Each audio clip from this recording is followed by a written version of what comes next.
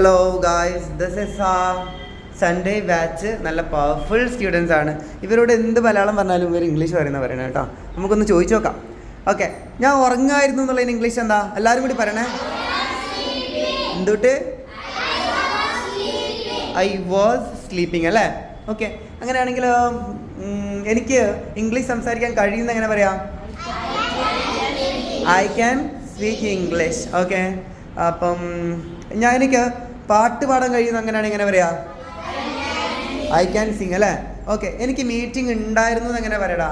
എനിക്ക് മീറ്റിംഗ് ഉണ്ടായിരുന്നു എന്ന് എങ്ങനെ പറയാം? ഐ ഹാവ് ആണോ? I had A meeting. എന്താ രണ്ടും തമ്മിലുള്ള വ്യത്യാസം? ഹാവ് എന്ന് പറഞ്ഞാൽ ഉണ്ട് എന്നാണ്, ഹാഡ് എന്ന് പറഞ്ഞാലേ ഉണ്ടായിരുന്നു എന്നാണ് അല്ലേ? ഓക്കെ, അങ്ങനെയാണെങ്കിൽ ഒരാളുടെ പെർമിഷൻ ചോദിക്കാൻ എന്താ ചോദിക്കുക? സാർ, ഞാൻ വാഷ്റൂമിൽ പോട്ടെ എന്ന് എങ്ങനെ ചോദിക്കാം? May I go to washroom? That's great.